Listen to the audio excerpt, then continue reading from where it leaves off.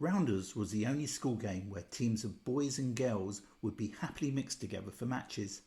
Technically speaking, Rounders was usually played in the PE lessons, but on those special sunny day occasions it did feature on the longer lunchtime break. The game was fairly simple. A bowler, standing about 12 feet away from the batter, would gently throw a tennis ball underarm.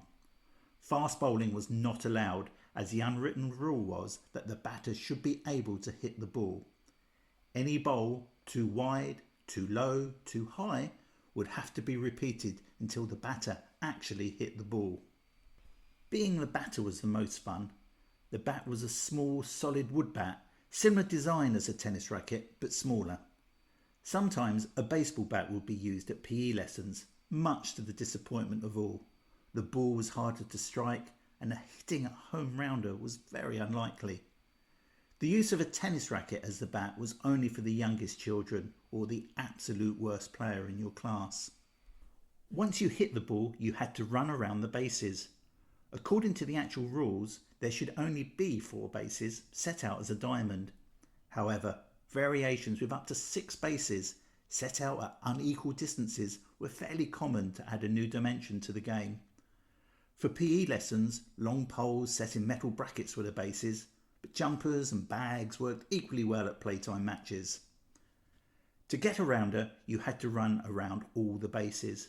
Occasionally somebody would hit the ball far enough that they were able to run around all 4 bases, but generally you would get round gaining 1 base or 2 bases at a time.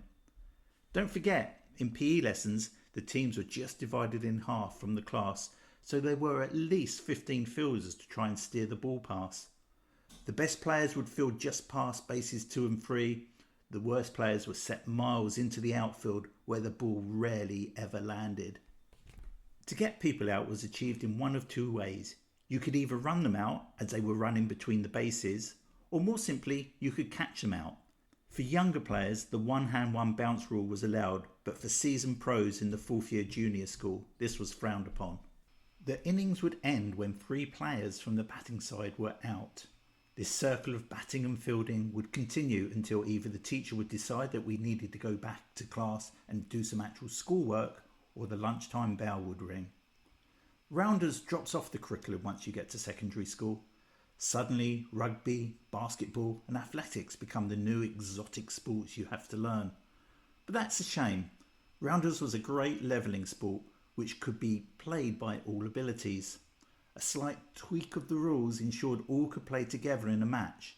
Instead, PE in secondary school was more selective. Indeed, I spent most of my time terrified by the PE teacher's stories of the amount of people he had seen lose an eye whilst throwing the javelin. So, the next time you're at a family picnic, break out the rounders. One hand, one bounce for the youngest and oldest, tennis rackets for the members of family that are always chosen last, and very thin baseball bats for the college athletes. And the match ends when the wine runs out.